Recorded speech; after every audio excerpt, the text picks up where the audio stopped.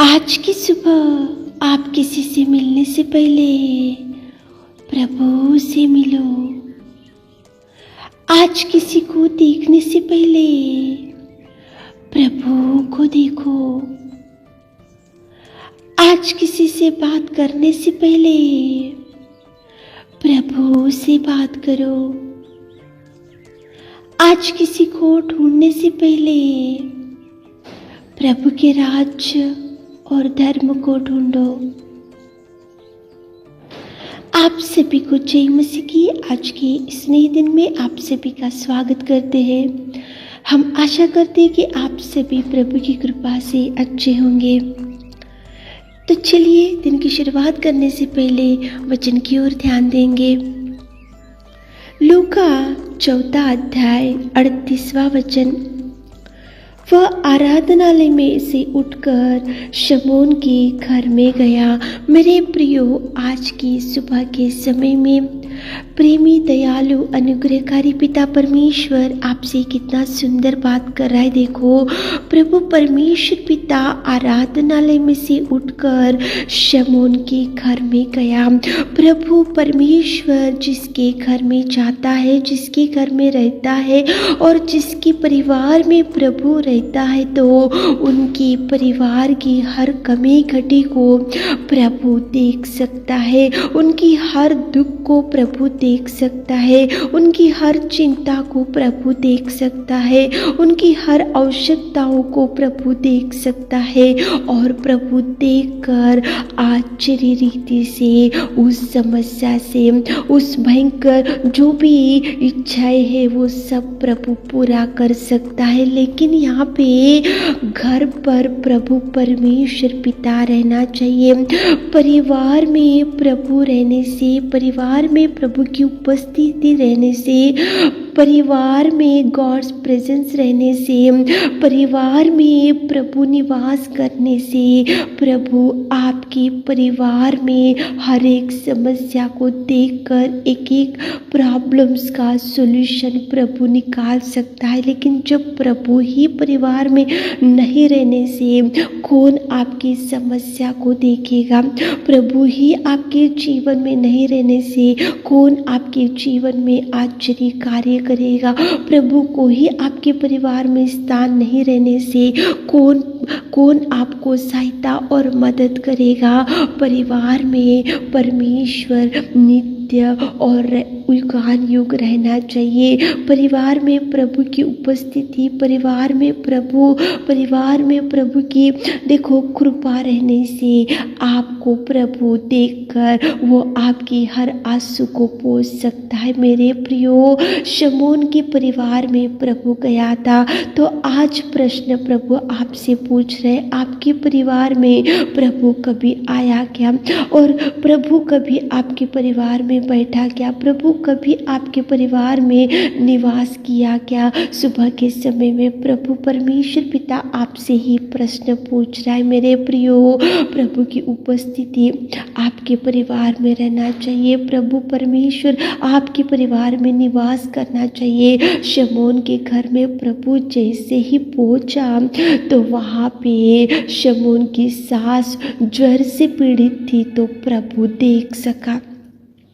प्रभु शमौन के परिवार में गया, इसलिए प्रभु को मालूम हुआ कि शमौन की सास ज्वर से पीड़ित है।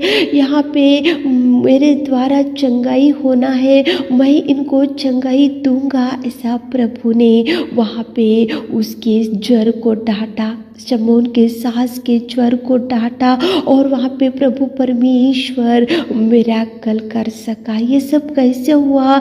शमौन के परिवार में प्रभु गया था, जाकर देखा, देखने से खाट के ऊपर ज्वर से पीड़ित थी शमौन की सास, तो प्रभु ने उसको चंगाई दिया। मेरे प्रियो, बुलाओ प्रभु को। अगर बुलाने की आदत नहीं होगी, प्रभु को आह्वान देने की आदत नहीं होगी, प्रभु की उपस्थिति उपस्थिति आपके परिवार में आज तक नहीं होंगी, प्रभु से सुबह के टाइम में क्वाइट टाइम करते हुए, बाइबल पढ़ते हुए, प्रभु से बैठते हुए, प्रभु के चरणों को पास बैठकर अगुवाई लेते हुए, प्रभु को बुलाते हुए आज तक आपको ऐसी आदत नहीं होगी, तो प्रभु आपको याद दिला रहे, प्रभु को बुलाओ।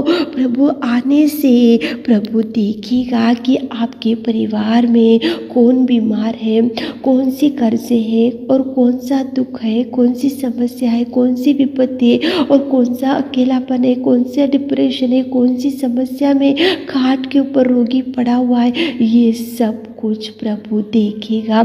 देखकर अद्भुत कार्यों को प्रभु आपके जीवन में करना शुरू करेगा। मेरे प्रियो, सुबह का बहुत इम्पोर्टेंट टाइम प्रभु को दो। भोर को जब उठकर जब अय्यूब अपने अपने बेटों के लिए, बेटियों के लिए वो प्रभु के चरणों के पास बैठकर प्रभु की उपस्थिति में बैठता था। अय्यूब प्रभु से ही दिन की शुरुआत करता था। अय्यूब प्रभु से ही बैठने की आदत थी अय्यूब को, इसलिए अय्यूब को 2 गुना आशीषों से प्रभु ने भर दिया। सुबह उठकर देखो, मोबाइल से शुरुआत मत करो, चैटिंग से शुरुआत मत करो, देखो व्हाट्सएप स्टेटस से शुरुआत मत करो, फेसबुक से दिन की शुरुआत मत करो, उधर इधर की बातों से दिन की शुरुआत मत करो, न्यूज़पेपर पढ़ते हुए दिन की शुरुआत मत करो। प्रभु को बुलाओ, प्रभु को आह्वान दो। शमून के परिवार में प्रभु गया था, जाकर वहाँ पे अद्भुत कार्य कर सका। बुलाओ मेरे प्रियो, प्रभु आएगा, निवास करेगा।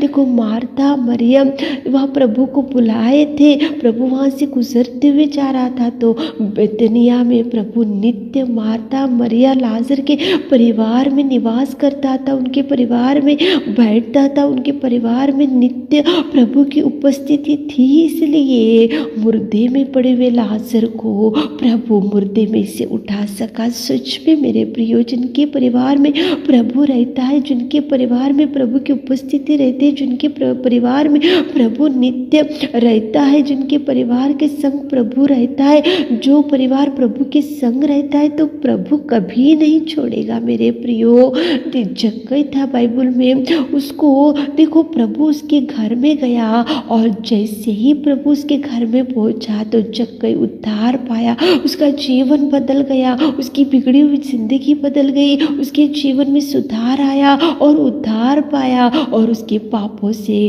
उसको मुक्ति मिला। सच में प्रभु जिसके घर में रहता है, तो प्रभु जरूर आपको अद्भुत कार्य आपके परिवार में, आपके बच्चों के जीवन में, आपके पति के जीवन में, पत्नी के जीवन में, आपके परिवार में जो है सबके जीवन में अद्भुत कार्य करेगा। लेकिन प्रभु आपके परिवार में निवास करना चाहिए, प्रभु आना चाहिए, प्रभु देखना चाहिए। याहीर की बेटी मर चुकी थी, तो प्रभु गया उनके घर में, जाकर उसको मुर्दे में से उठा सका। सच में बुलाओ प्रभु को मेरे प्रियो। सुबह उठकर मोबाइल को बाजू में रखो और प्रभु से बैठो, एक गीत गाओ, बाइबल पढ़ो और प्रभु को आह्वान दो, प्रभु को वेलकम करो, प्रभु की उपस्थिति आपके परिवार में रखकर देखो। शमून के घर में प्रभु गया तो वहाँ उसकी सास को प्रभु चंगाई दे सका। मार्था मरियम लाजर के परिवार में जाता था, इसलिए लाजर को मुर्दे में से उठा सका। याहीर के परिवार में प्रभु गया था, इसलिए मुर्दे में से उसको उठा सका। जक्कई के परिवार में प्रभु गया, इसलिए जक्कई उद्धार पाया। मेरे प्रियो, बुलाओ प्रभु को, प्रभु आएगा ताकि प्रभु आपको भरपूरी दे सके। आमीन। हे मेरे खुदावंत प्रेमी परमेश्वर पिता, सुबह के समय में आपने कितना सुंदर बात की पिता। शमून के घर में आप गए थे, इसलिए अद्भुत कार्य हुआ। हमारे प्रिय भाई बहनों, आपको बुलाने के लिए ज्ञान बुद्धि दीजिए, उनके परिवार में चाहिए। आज दिन भर के आशीषों से भर दीजिए पिता। आज उनके हर काम में अगुवाई दीजिए पिताजी। आप उनके संग जाइए, उनको ज्ञान बुद्धि से भर दीजिए पिता। छोटी सी प्रार्थना आपके मीठे और मधुर नाम से मांगते खुदा, आमीन।